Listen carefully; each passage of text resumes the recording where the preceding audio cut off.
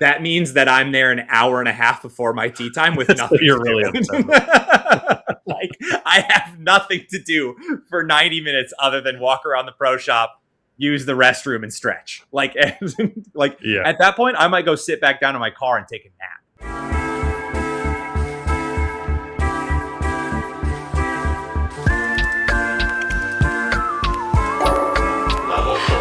All right, Heather, thanks for joining us on Level Select today. We're super excited to have you on to talk Tiburon Golf Club over in Naples, Florida. How are you doing today? Yeah, I'm doing really, really good. It's 85 degrees outside and sunny, so I don't think I could be any better. The real question is, what's the humidity at? It's winter here, so it's relatively low. I think it's only like 60 or 70%. That's it. Okay. Yeah. Sean and I are both Arizona natives, so we understand that when you speak about your heat, you also need to speak about the humidity that's associated with it. Because for us, but it's a dry heat. But I know that Florida's a different beast altogether.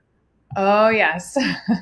Yeah. So we're excited to have you come on, like I said, talk about Tiburon, but also we want to talk a little bit about your product, SwingScribe. We tried to link up, I believe it was in January at the PGA show in Orlando, and our paths just didn't cross, but we're super excited to have you on today to talk about that as well. Before we kind of jump into that, we want to take a brief moment to thank today's sponsor of our episode, Bird Darts. Today's episode of Must Play is sponsored by Bird Darts Premium Golf Tees. Nothing relaxes me more on the course than tearing open a box and ripping a few bird darts with the boys. The 100% bamboo golf tees feature a clean design with marks to help you tee up your shots consistently, so your only swing thought is worrying about the cart girl who's watching you tee off. You can also use bird darts without worrying about harming the environment. They're biodegradable, and the packaging is made from recycled materials. Head over to their website, birddarts.com, and use code FAIRWAGERS for 10% off today. Check out their new 4-packs that they just dropped for you and all your boys. Yeah, so Heather, I think before we get into everything, what we really want to start off with is tell us about your history with golf. How'd you get into it? How did we get to the point that we're at today where you felt like you needed to potentially develop a product even in golf? Yeah, absolutely. So my golf career started back when I was 15 years old.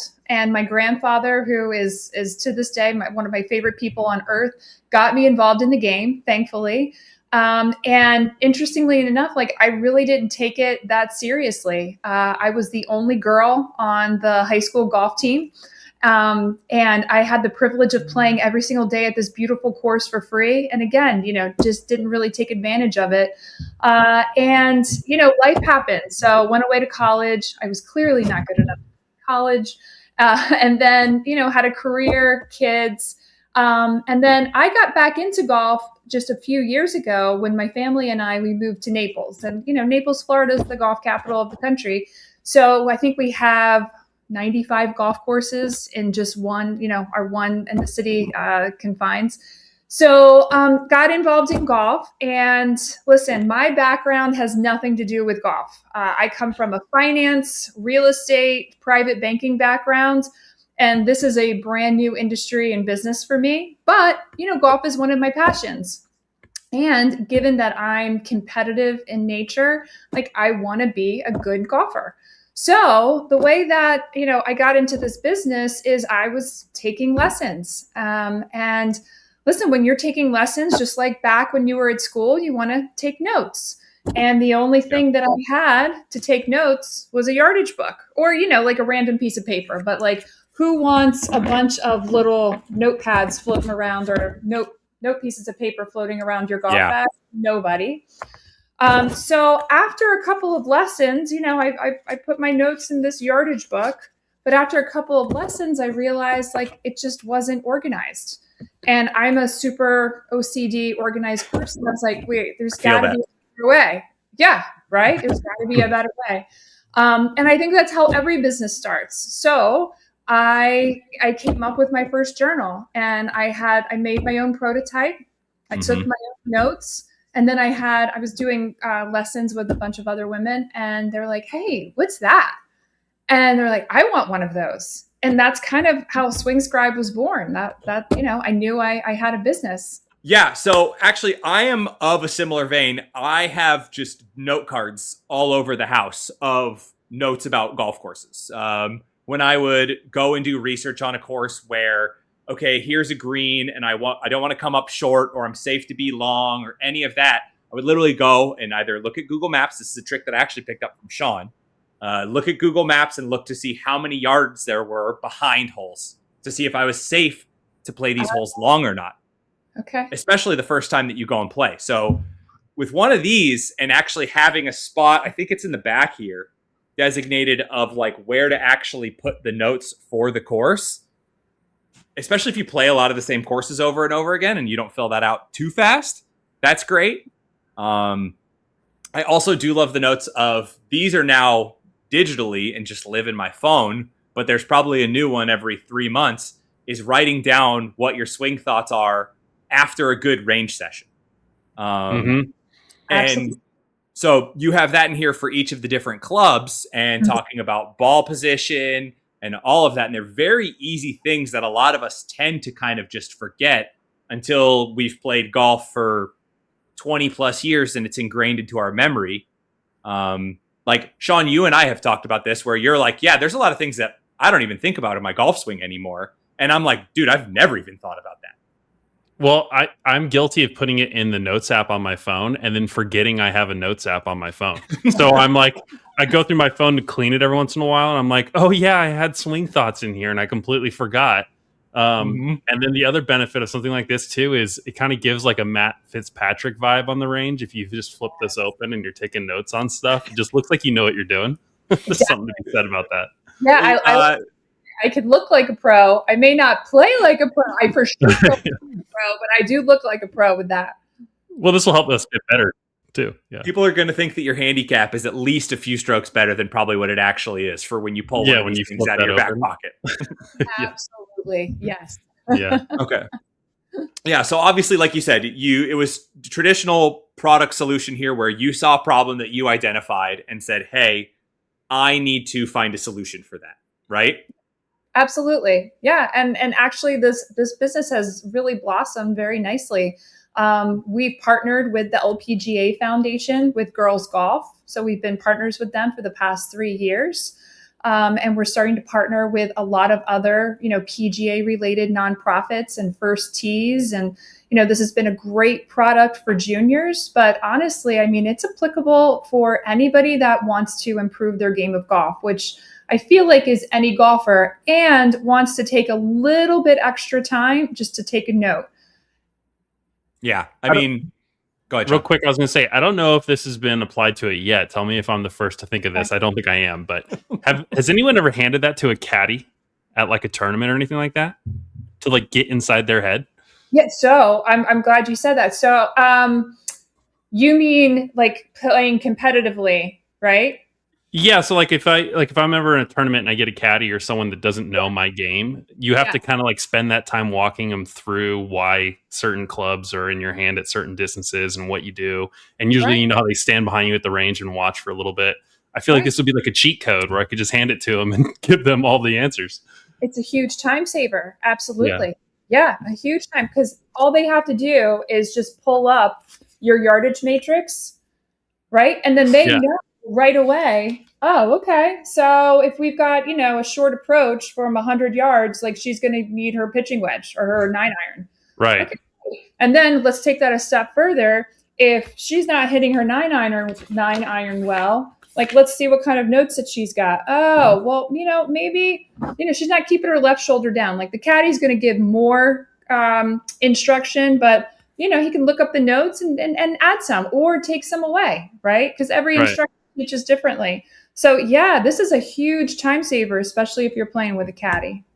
It's like a Cliff Notes for my golf swing. It is. That's a freebie. You can use that one. I'll let you keep that tagline. Thank you. The next one I'll have to invoice you for, but the first one's always free. Thank you. Yeah, I mean, my next question here was definitely about the partnership with the LPGA Foundation for Girls Golf. We love that.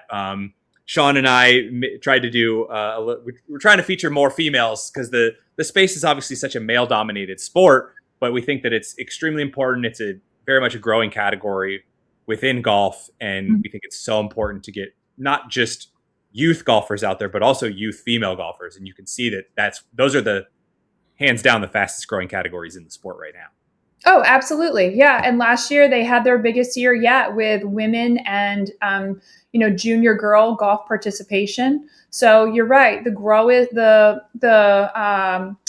category that is growing the biggest is that junior golf, that 7 to 18-year-old girl.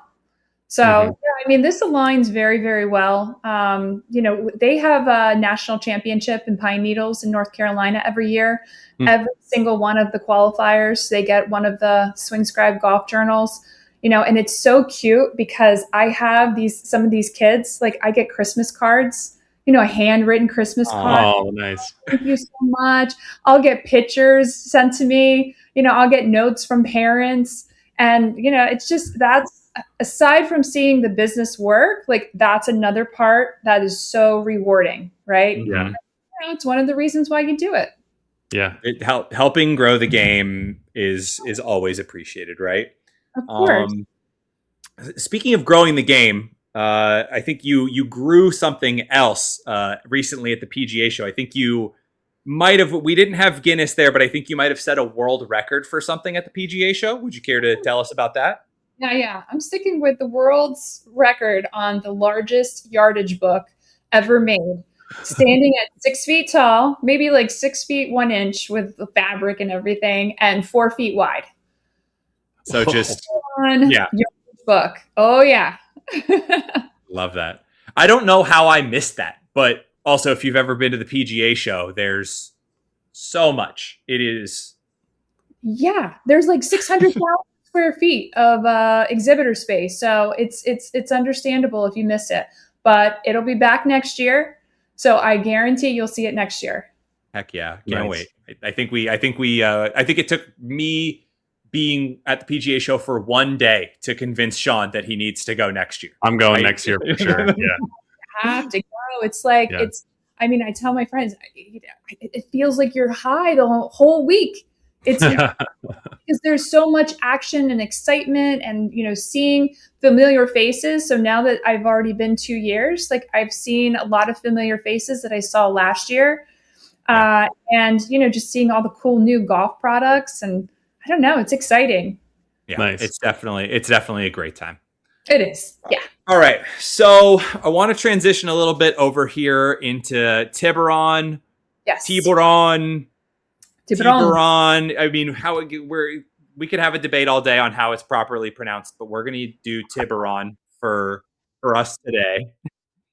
And okay, what I want to do is have you tell us kind of about why you chose this as your favorite course to talk about, and pitch it on why you think we should bring it to the must play test. Okay, must play.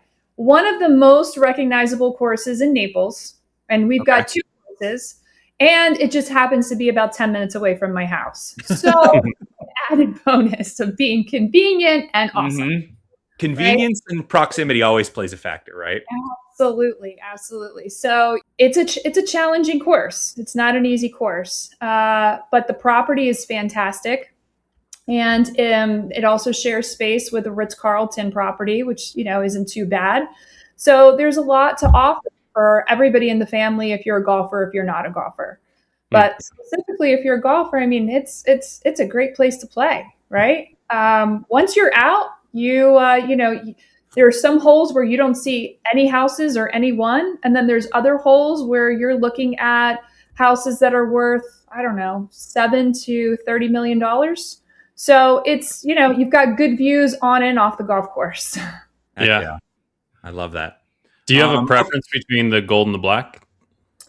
Okay, so the gold is a little easier, and coincidentally, my husband got a hole-in-one on one of the par 3s on the gold. So we are a little bit partial to the gold, but I did score one of my lowest rounds on the black. So I don't know, I'm a little torn. Yep, I can see that. Love it. Yeah, I love that. 9-hole score, 41 on the black course. Wow. Yeah, I'm proud. Nice. My SwingScribe's very helpful. Real quick, when you shoot a score like that on one course, but you like playing maybe another one, do you ever feel like you should also be able to shoot that score on the other course? Or do you feel like, hey, maybe for some reason my game fits the other one, I should stick to that one to try and go even lower? Like, what do you think that's going to happen first? Going lower on that one or shooting the same score on the other course? Well, I'll give you a little insight to my psyche. I'm really tough on myself. So if I shot a good round, I was like, I should be shooting this all the time. Yeah. I feel that. I famously, with Sean in attendance last year, shot a 56 on a front and then a 40 on the back at a course out in Arizona. And that really threw with my head for a long time that I was absolutely capable of shooting a 40. Absolutely. Yeah. Right. Yeah. What do you think the difference was between those two 9-hole rounds? Oh, I can tell you exactly what it is. Driver.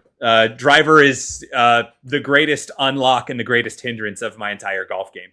Okay. It is either in play and I can reliably hit it off of the tee and not worry about it. It'll be findable. I'm not dotting every fairway position but it will stay in play and I can manage the rest of my game around that. Or I'm literally losing balls and sitting 3 from a very unfavorable position or back off of the tee. Yeah. Okay. Gotcha. Yeah, it is. You had a lot going from 1-9 to the next. So the front was 6 and the back was 40. Yeah. I famously told Sean it was an out and back routing. And I famously I told the story when we reviewed it on Must Play. If it was one of those courses that looped and at the turn we were at the clubhouse / parking lot, I was gone. I would have not have played that back 9 at all. But there was no option to do that. We were as far away from the clubhouse as you could possibly be at the turn. And I sat in and said, well, there's no way you're going to hit driver this poorly for 18 holes. Like you're going to figure it out eventually, right? You also had food and a few drinks and you got a little looser and a little bit more satisfied. Yeah. I mean, it's like I said, golf is not just about your swing. There's so many other mental factors that go into it. So much that happens upstairs, which again is like another benefit to having everything written down for you so you can get out of your head, right? Yeah. And something that is going to work. Mm-hmm. So is your 41 written in SwingScribe? Did you put any notes? Yeah. Yes. Cool. I love that. That in the back where you had mentioned earlier about taking course notes. So I have my course notes for Tiburon Gold. I have it right here. Oh, cool. Nice. So easy. You play a lot of golf. You play a lot of different courses, right? And it's so hard to remember like what I need to do on that hole. And so let me give you an example. Like on the gold number 13, hit your 5-wood. Don't take your driver on the tee box. Like how often do we want to just immediately go for the driver right there on the tee box? Because it feels a good drive feels really good. Mm-hmm. I like that. So it takes away temptation. Yeah. I totally get that, and it's like, man, does it feel good to pipe drive those days? Like it's just.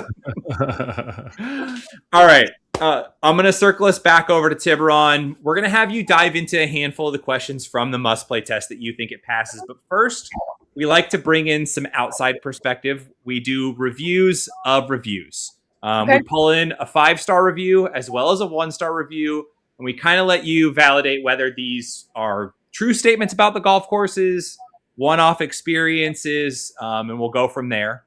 Today's 5-star review comes courtesy of Tim S. Tim S. stated, I've played Tiburon Gold Course for the past 2 years on an annual trip to Naples. The amenities are top-notch. The staff is always friendly and accommodating, as well as very professional. The pro shop is top tier. The Gold Course is always in outstanding shape. Greens and bunkers are playable but demanding. Overall, the whole place from the clubhouse, food options, and golf course are well worth the cost. Looking forward to taking a shot at the black course this coming year. We'll play both. And truth be told, this is a must destination for any golfer. I have to agree. Yeah. anything? Go ahead, pro shop real quick, because I know this is a Greg Norman joint. Yeah. How much is he pushing shark stuff everywhere in the pro shop? Oh God, that's their logo. It's Shark everything. Everything has the logo, but it's a cool logo. So everybody embraces that. Okay. It's you want to wear. And then the hat, the block letter hat, it's Tib, T-I-B. That's Yeah. cool. Okay. It's neat. Okay. I'm sorry, TJ. I probably stole a trivia question or something. Definitely jumped on the trivia for me, but that's okay. For anyone who hasn't picked up on it at this point, Tiburon is designed by Greg Norman, nicknamed the Shark. And if you are not bilingual or do not know any of the translations, Tiburon means shark in Spanish. So that's where the name of the golf course comes from. But he's so famous for obviously when he was winning a ton in the 80s 90s, being the guy that wanted to put his brand out there. He was the one ruffling feathers for a lot of players on tour because he was so full of himself, essentially, is what I think a lot of people were saying. But when he came out with like his signature hat and the shark logo and everything else like that, there was a bit of a craze there for a little while in the 90s where polos, hats, everything, you would see it everywhere. And so when I was looking up Tiburon and I was looking at the logo, I was like, oh, this is bringing back all the memories of my dad wearing shark stuff everywhere. I mean, he was wearing it 24/7. Mm-hmm. Yeah. It was weird. Like the Shark brand was like, it felt like it was on the trajectory to be like one of the all-time great golf brands. And then it kind of just ended up fading along with Greg Norman, right? Well, yeah, I think there's more to it in the business side of things that we don't have to go into, but they were there. Okay. They were. I'm going to dive into this 1 star. This 1 star review comes courtesy of Brett G. The course was in good shape, but the experience was well below par. Good pun, Brett. I couldn't believe that a course that cost nearly $400 didn't have the practice range available to golfers. Worst yet, not even the practice putting green was available. I arrived 45 minutes early to warm up, my kind of guy, and ended up sitting on my hands. The breakfast restaurant was closed, so I wasn't even able to pass time by getting a bite to eat. The pace of play was okay. The worst part of my experience is that the bag boy lost my Whistling Straits putter head cover. If I knew they were irresponsible, I would have skipped valet and club cleaning. Apparently, the bag boy should give my tip back and pay me for a new head cover. Nice course for 100 to 200, but definitely not worth 400. I will not be back at the current rate. Rough. First and foremost, without even having you dive into this, sometimes practice ranges and putting greens need to be redone, and they're going to be closed, right? That's the nature of running a golf course. Now, should they be doing that when the rounds are priced at the $400 price point? That's another conversation to be had. I agree. I wonder if he went and played during a weekend where they had a championship going on. Mm-hmm. Because they do close the driving range and putting for the pros, of course. Yeah. But I agree. That sucks. His experience sucked. Not cool to have lost the head cover. That's annoying. And to charge, and sometimes Tiburon, they have dynamic pricing. So sometimes they charge as high as $500 if you're in season. So at the peak of the season, which is right now, actually, if you want to play at 8:00 in the morning on a Saturday or a Sunday, you're going to pay between $400 and $500. It's a number. And for the driving range to be closed and paying that, that it sucks. I agree. Yeah. I think I would have said something to the pro shop, and if he did, I would be surprised if they didn't try to accommodate him in other ways. And if he's also saying that the restaurant was closed, that does sound to me like there was a championship going on, because they do close the restaurant for the pros as well.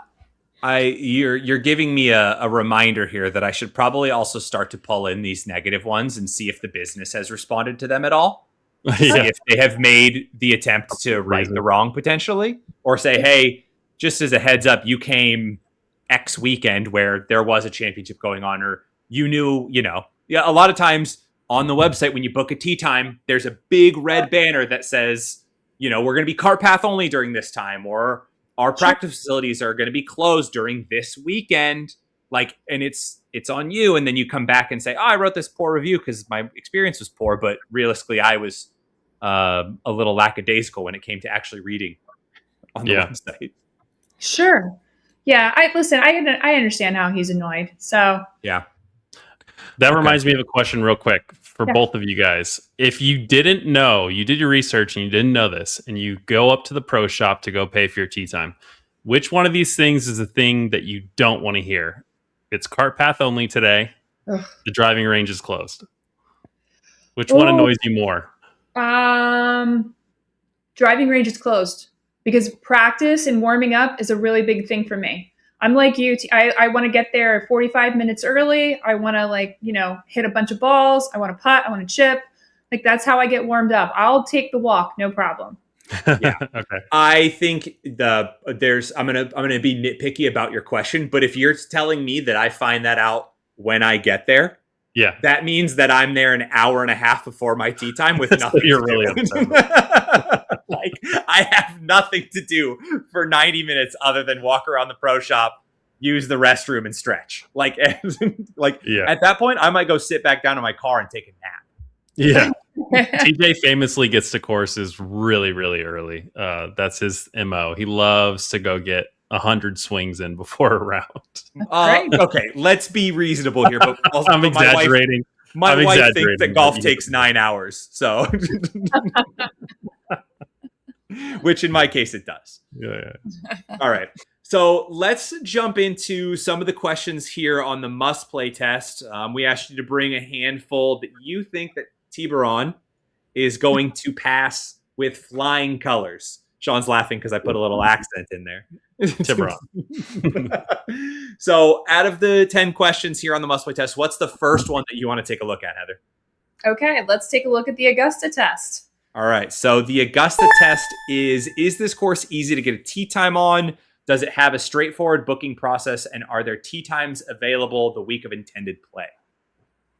Yeah, so it is pretty easy to get onto because it's a resort course. Remember, I had mentioned that there's a Ritz-Carlton on property. Yeah. So, I mean, you can get, and plus they have 2 courses. So the members use one course and then the resort guests use another course. Interesting. And they alternate every day. And so it's pretty easy, to get a tee time. It's a straightforward booking process. You can do it online. You can call the pro shop. They're really nice in the pro shop. It's people that you've seen for a long time. You don't have a lot of turnover there. And again, being a Ritz-Carlton property, you have that nice touch. Mm-hmm. Yeah, definitely someone who everyone who they hire has a nice hospitality vibe to them. It's not, just the guy who works the pro shop to get free golf every week. Exactly. Yeah. There's a definitely a higher bar and a higher level of care that goes into, their employees. Do you think there's a public course in Naples or nearby this one that's in higher demand that might be swallowing up more tee times? Or do you think this is the one? Yeah. So Naples is an interesting market because about 90% of our courses are private. Yeah. Mm-hmm. We don't have a lot of public courses. So there's not a lot of options here for public use, especially during season. So off season, which is May 1st to November 1st, a lot of the private courses offer summer memberships at a big discount because the cost of entry here in Naples, I want to say starts at like $50,000 or $60,000 and goes all the way up to north of $1 million just to join. Yeah. And then you have ongoing fees, et cetera, et cetera. But so is there another public course that has a lot of demand? There's a handful around here because of the lower dollar amount. So you can get onto a lower course for probably $150 to $200, versus Tiburon, which is going to be around $400 or so. Yeah, I was going to ask that because here in Scottsdale, we have the same situation where some resort courses that are higher priced are easier to get on because there's something a little less expensive, but still good for an out-of-stater who's coming into town that's going to swallow up that tee time first. So usually you see the higher priced one, you're like, oh, I'm surprised I can get a tee time out there this week. And it's like, oh, because it's $400 something, and that's why. Exactly. So, yes. Yeah. Only people coming in from out of town are paying that. That's exactly what they're doing. Yeah. Heather, what is the second question that you want to take a look at here? The second question, the Iverson test. Ooh, we talking about practice? So this is does this course have good practice facilities? Would you spend time warming up or just head to the bar before the round?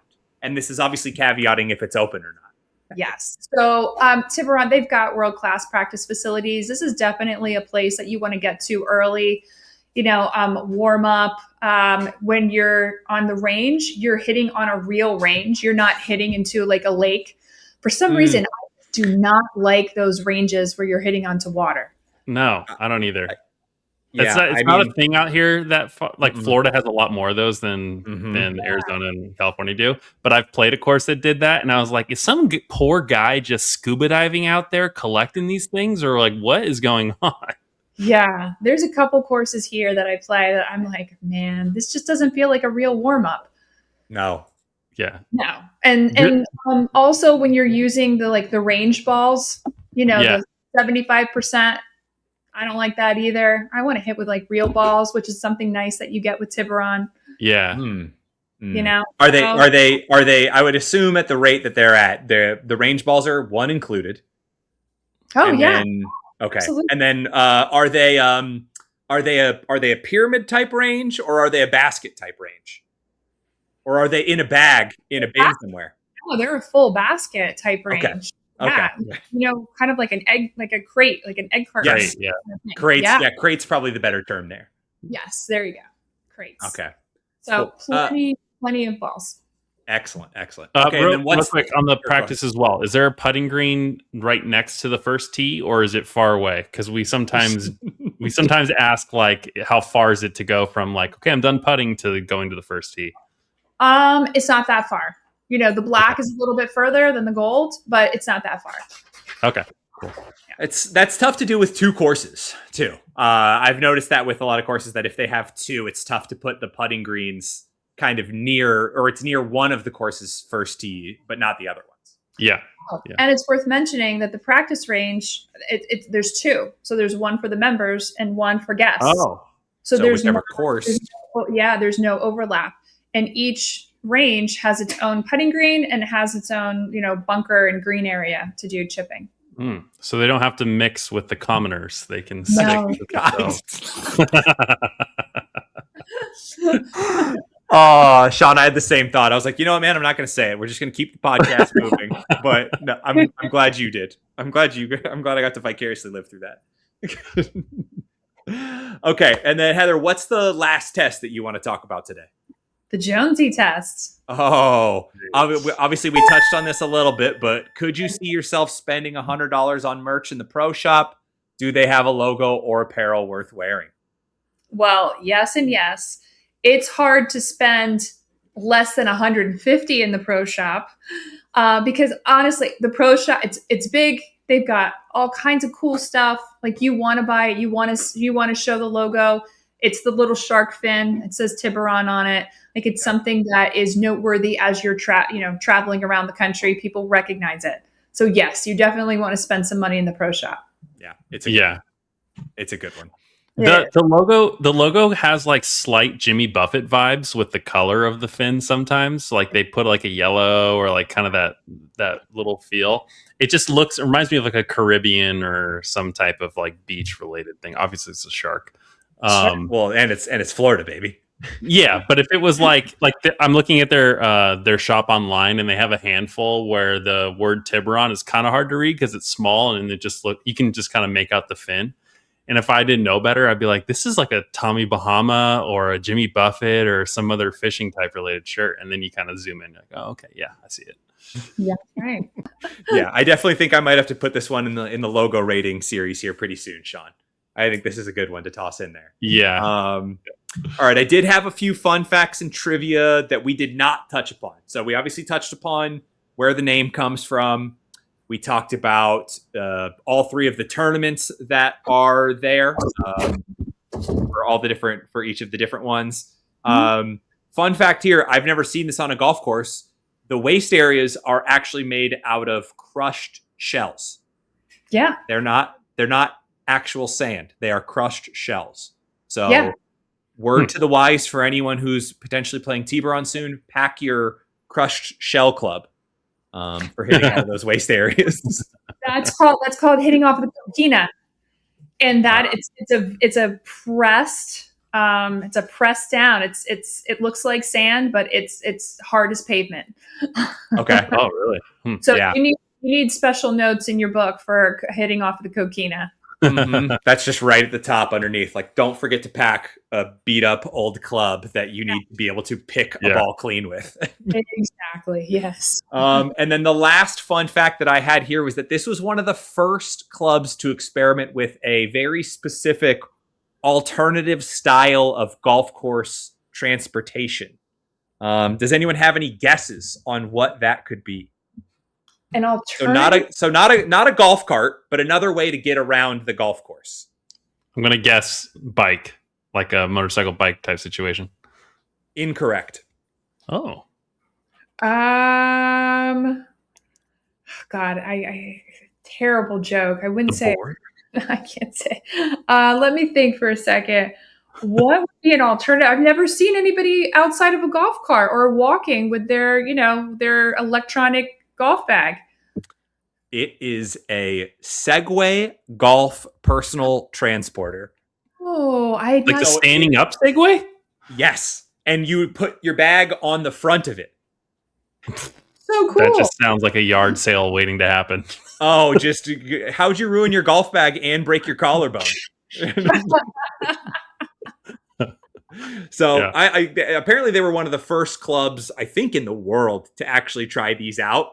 Obviously, knowing that it's a resort course, they get a lot of tourists. There's always a way to potentially upsell and try something. You know, every time that you see the bikes or the what are they, like the little like surfboard, skateboard ones, those always feel like they're at super like high end courses where somebody's like, oh, we'll try something different, and then 3 years later they're like, yeah, the insurance costs on those was crazy. Yeah, someone tried to go up a hill with it and it didn't work. Yeah, also true. Yeah. No hills here. Yeah, right? Very perfectly flat. All right, so wrapping up, Heather, I wanted to thank you for coming on, hopping on, talking to us about Tiburon as well as the SwingScribe. I have a feeling that this is definitely going to get put in use for myself very, very quickly. Same. I think also we talked about, we're going to put a link down in the description here to get people over to the website. And I think we're going to try and get a discount on that as well for some of those people. Yeah, absolutely. Yeah, absolutely. Okay. We have a coupon code, Fair Wagers. So that gives you guys $5 off. Cool. So we'll have that information in the description, as well as like our link in bio. If you're catching this on, or if you've heard about us on Instagram or TikTok, you can check that out. And then ultimately, I think Sean and I keep stacking up Florida courses here. I think a Florida swing might be in the works for us, hopefully someday soon here, to where we can come out, play this course with you, and then we can have you come back on and do the full must play test on it. Oh man, that would be great. I would love that. Yeah, we want to. I will tell you, when you're on the course, you got to watch out for the snakes and the gators. Yep. Yeah. There's another fun fact for you. Snakes I'm used to. Gators, that's a new one for me. I don't know about that. Yeah, I've never walked past a water hazard and thought I'm in danger. Normally I'm like, where's my ball? Well, can I fish my ball out of here? Yeah. All right. And so lastly, I just want to tell everybody, if you're watching on YouTube, don't forget to like, comment, subscribe on this video. Stay up to date with everything that's going on with Must Play. And if you happen to be listening on Spotify or Apple Podcasts, don't forget to rate us 5 stars. Drop us a subscribe to catch out more episodes. Heather, thanking you again. Thank you. Really appreciated your time today. And we look forward to chatting again soon, okay? Sounds good. So fun. Thank you. Thank you, Heather. Thank you.